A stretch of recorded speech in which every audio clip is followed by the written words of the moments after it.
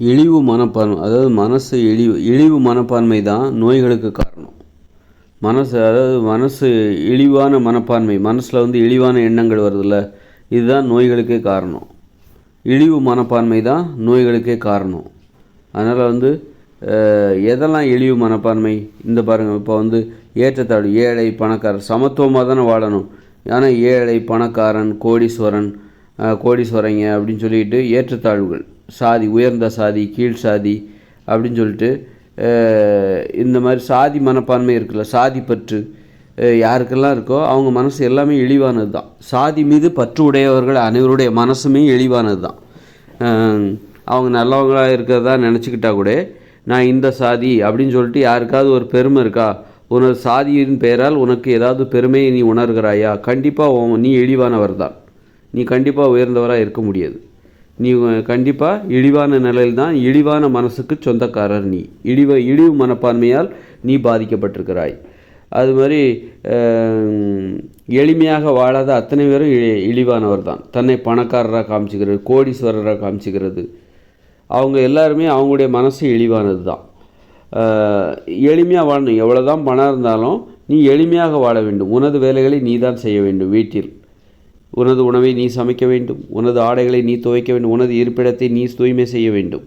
இப்படி இருக்கணும். இவங்க தான் வந்து இழிவானவர்கள் அல்ல, இவருடைய மனசு இழிவானது அல்ல அப்படின்னு சொல்லிட்டு இப்படி வந்து அப்புறம் வந்து உயர்ந்த சாதின்னு சொல்கிறது, மதப்பற்று, மதவெறி யார்கிட்ட இருக்கோ அவங்க எல்லாருமே, மதப்பற்றுனாலே அதான் மூட நம்பிக்கை மீது பற்று, அதுவும் இழிவானது தான்.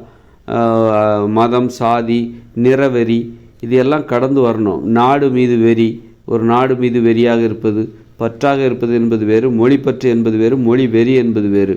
அப்படிலாம் இருந்தால் அதுவும் இந்த மாதிரி இழிவு மனப்பான்மைகள் தான் நம்ம நோய் வருவதற்கு காரணம். அப்போ வந்து இந்த மாதிரி தானிய உணவுகளை சாப்பிட்றது, மாமிச உணவுகளை சாப்பிடுவது, முட்டை மீன் உணவுகளெல்லாம் சாப்பிட்றதுக்குள்ள இது இழிவு மனப்பான்மை தான். ஏன்னா மனித உணவுகள் இவை அல்ல. பால்லாம் வந்து சின்ன வயசில் தான் தாய்கிட்ட இருந்து மட்டும்தான் குடிக்கணும், தாய்ப்பால். அப்புறம் வந்து பிற்பாடு 6 வயசுக்கு மேலே மாட்டுப்பால்லாம் குடிக்கக்கூடாது. அப்படி குடிக்கிறது அதுவும் ஒரு இழிவான உணவுகள் தான். அது இந்த தானிய உணவுகள், மாமிச உணவு, மீன் உணவு, முட்டை உணவு, அதெல்லாம் இழிவான உணவுகள் தான். அதை சாப்பிட்றதுனால தான், அதை இழிவான உணவுகளை சாப்பிட்டால் நம்ம உடம்பு இழிவாக மாறிவிடும். உடம்போட உடல் உணர்வுகளின் ஊடக வெளிப்பாடு தான் மனசு.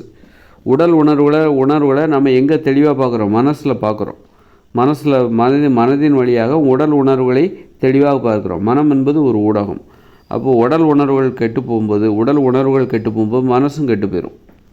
அதில் அதைத்தான் நம்ம கெட்டுப்போன ஒரு மனசு தான் இழிவான மனசு, இழிவான மனப்பான்மை, இழிவான மனசின் தன்மை, இழிவான மனசோட தன்மை, இழிவு மனப்பான்மை அப்படின்னு நம்ம சொல்கிறோம். அப்போ இழிவான மனப்பான்மை தான், கெட்டுப்போன ஒரு மனசு தான் நோய். அது கெட்டுப்போன ஒரு உடம்புல இருந்தால் நோயே வருது. அதனால் நம்ம வந்து இகழ்ச்சியை தருகிற செயல்களை செய்கிறனால தான் நம்ம மனசு இழிவான நிலையில் இயங்க ஆரம்பிக்கிறது. இகழ்ச்சியை தருகிற செயல்களை செய்யக்கூடாது.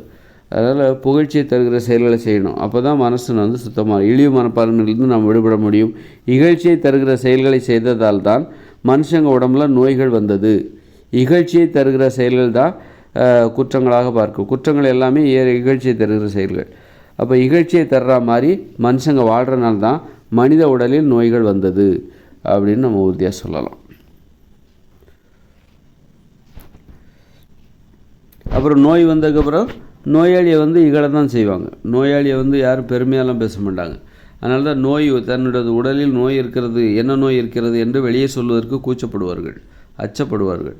ஏன்னா நம்மளை வந்து இதுவாக நினைப்பாங்க அப்படின்னு சொல்லிட்டு குறைவாக மதிப்பிடுவார்கள் அப்படின்னு சொல்லிட்டு நோய் இருந்தால் வெளியே சொல்ல மாட்டாங்க, சொல்ல கூச்சப்படுவாங்க. அது அவமானத்தால் அவதிப்படுவார்கள். நோய் இருக்கிற வரைக்கும் அவங்க அவமானத்தால் அவதிப்படுவார்கள். அந்த நோயினால் தான் ஒரு நோயாளி என்பதே அவமானமாக நினைப்பாங்க.